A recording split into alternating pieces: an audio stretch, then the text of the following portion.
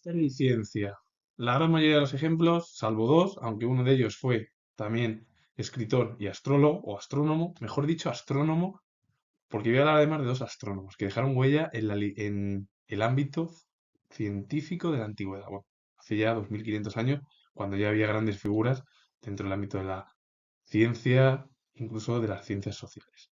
Y el resto pertenecieron al ámbito cultural dentro de la historia, a escritores intelectuales, y bueno, hay algún ejemplo también en Rusia. El primer ejemplo, Sosígenes de Alejandría, fue astrónomo y se le atribuyó la redacción de algunos tratados de astronomía hoy desaparecidos, en los que enunciaba la redacción de Mercurio alrededor del Sol. Es decir, estamos hablando de hace 2500 años, ya había grandes figuras dentro del ámbito de la ciencia, como la astronomía o incluso también la astrología en su momento, como Sosígenes de Alejandría, que ya hablaba de que algunos planetas giraban en torno al Sol. Y en el año 46 a.C. sugirió a uno de los principales líderes políticos, que fue dictador Julio César, junto luego, bueno, su sobrino, Octavio Augusto, se convirtió en emperador. El establecimiento del calendario juliano. El calendario juliano ya se sugirió en su momento. Y luego, bueno, se cambió al calendario gregoriano a partir de la Edad Moderna. Cayo Julio Higinio fue escritor latino de origen hispano, nacido probablemente en Valencia, es decir, que era español, es decir, hispano, o incluso podríamos también comentar yo siendo yo historiador, lo comento, pues dentro del ámbito de la Corona de Aragón, pues en Valencia. Llegó a Roma como esclavo y tomó clases con el gramático Cornelio Alejandro. El emperador Octavio Augusto le emancipó y fue nombrado bibliotecario de la Biblioteca Palatina, en la que también impartió clases de gramática y composición. Y una de las obras, la obra más importante de el propio escritor latino de origen hispano, Cayo Julio Higinio, es Astronomía Poética, una colección de mitos relacionados con 47 constelaciones editadas por primera vez en el siglo XV.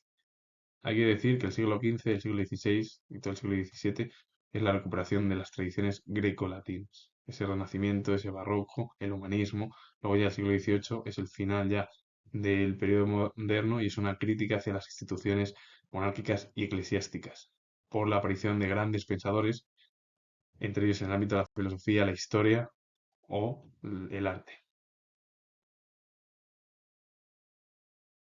Diego de Pesquera fue escultor español. Su obra, en la que se percibió la influencia italiana, en especial de uno de los grandes artistas de Europa y del mundo como fue Miguel Ángel, estuvo documentada en Granada en 1563 y en Sevilla en 1571 y 1580.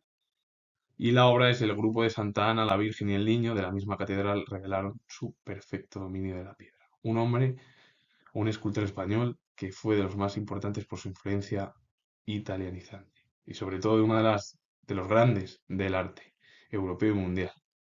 Fue Miguel Ángel y bueno, luego estuvo Rafael, Donatello y tanto, bueno, Leonardo da Vinci y tantos y otros que dejaron huella en todo el periodo del Renacimiento y el Barroco europeo.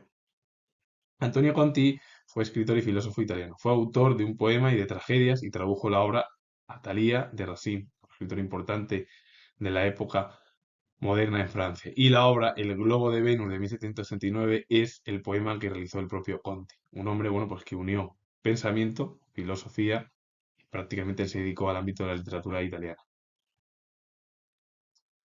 Juan de Argijo fue poeta y mecenas español vinculado a Fernando de Herrera y a la tendencia clasicista de la escuela sevillana del siglo XVII. Descendiente de una familia noble y de gran fortuna adquirida en el comercio de Indias, se casó muy joven con Sebastiana Pérez de Guzmán, que llevó como dote 5.000 ducados de oro. Dedicó su cuantiosa fortuna a promocionar artistas y literatos, en un intento de igualar a los grandes mecenas de la época renacentista. Su objetivo era promocionar o dar promoción a los intelectuales artistas del momento, con el objetivo de equipararse a muchos de los mecenas del periodo del Renacimiento. En torno a su figura se desarrolló uno de los centros más activos de la vida literaria de su ciudad natal en la época barroca. El mismo que fue regidor del Concejo de Sevilla y procurador en las Cortes de 1598, tuvo una amplia formación humanística, estudió a los autores clásicos y mantuvo amistad con Lope de Vega, Góngora y los Argensola. Y la obra, o una de sus obras, es Cuentos muy mal que notó Don Juan de Argijo en 1619. Un hombre que dejó huella en el ámbito al final de la poesía renacentista y sobre todo barroca, pero más barroca del siglo XVII, aunque su intento era convertirse en mecenas, como el resto de europeos que había en, bueno, de los artistas, de los mecenas que había en Europa. Es decir, él quería ser un mecenas renacentista, como existía en Europa. Y luego también fue un auténtico escritor importante en el ámbito del barroco. José María Díaz fue dramaturgo español, cultivó la tragedia de vocación histórica bajo la influencia de Voltaire y Alfieri. La obra es La muerte de Julio César de 1876, un hombre que dejó huella en el ámbito de la literatura contemporánea española. Fyodor Fyodorovich Ivanov fue poeta y dramaturgo ruso, perteneciente a una familia aristocrática arruinada, estudió la carrera militar y se convirtió en oficial de marina. Sin embargo, pudieron más el ámbito cultural, las letras, con respecto a las armas, y pronto comenzó a frecuentar los cenáculos literarios próximos a la Universidad de Moscú, es decir, en la capital del país. A lo largo de su vida colaboró en algunas revistas literarias, entre ellas El Noticiero de Europa y Acción, y una de las obras es Los Bandoleros de 1809. Un hombre que al final dedicó su carrera al principio al ámbito militar, se hizo oficial, pero pudo más el ámbito cultural y se dedicó por completo directamente a la cultura de su país, como escritor, aparte, bueno, siendo poeta y dramaturgo. Siempre ha dicho que unir ciencia y ciencias sociales, eso existía en la actualidad, en la edad contemporánea, ¿no? El ámbito de las ciencias y las ciencias sociales ya existió en la cuna de la civilización occidental, en la antigua Grecia, en la antigua Roma. Arato es un ejemplo, como otros tantos, que dejaron huella en las ciencias sociales, y además, Arato, que fue poeta y astrónomo griego, también llamado Aratos de Solos y Arato de Sicilia, fue discípulo de los estoicos y escribió el poema didáctico Fenómenos, compendio de saber cosmológico de su tiempo que Cicerón tradujo luego en sus versos latinos. En la antigüedad ya se sabía ya que muchos intelectuales hicieron y realizaron obras, estudios sobre el estudio de la cosmología, como el libro Fenómenos que publicó Arato, que habla al final de la cosmología, que luego incluso el propio Cicerón en el ámbito de la antigua Roma lo tradujo al latín. Y hay que decir que la antigua Roma cogió toda la herencia de la antigua Grecia. Para resumirlo, yo más explicarlo. Siendo yo historiador, y además yo, bueno, hablando de este tema, sabiendo que si la antigua Grecia fue la cuna occidental, Roma fue la continuación. Y Roma adquirió muchos conocimientos de muchos intelectuales de Grecia. Y gracias a ello, pues ha habido grandes intelectuales que dieron lugar luego en la Edad Moderna a la recuperación de los clásicos, tanto, bueno, los clásicos greco-latinos. La cultura hispanoamericana contemporánea es primordial para comprender al final todo el ámbito de América del Sur.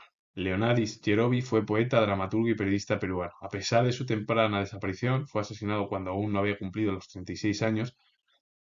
Dejó una notable producción poética adscrita a la estética modernista y una espléndida obra teatral que le convirtió en una de las figuras más címeras de la literatura dramática peruana de comienzos del siglo XX. La obra es La Casa de Tantos de 1917. Leonardis Yerovi fue uno de los principales escritores de la época del modernismo, del siglo XX, de las más importantes cimeras, de esas figuras que con él comenzó al final un esplendor en Perú y en todo el ámbito hispanoamericano del siglo XX.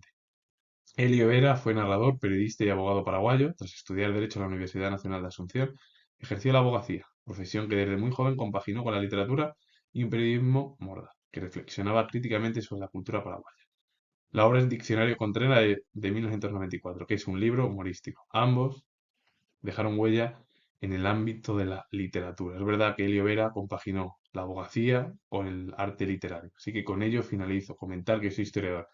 He hablado, he hecho un recorrido prácticamente desde la edad antigua hasta la edad contemporánea, con diversos ejemplos en Hispanoamérica, en España, en Rusia, en la edad moderna europea, española, bueno, de varios, incluso la edad antigua, con Grecia y Roma, que fueron la cuna occidental. Y si os ha gustado este vídeo, comentar que soy historiador, lo vuelvo a repetir, darle a like, suscribiros, poner comentarios y repito, que nos vemos en el próximo vídeo y soy historiador.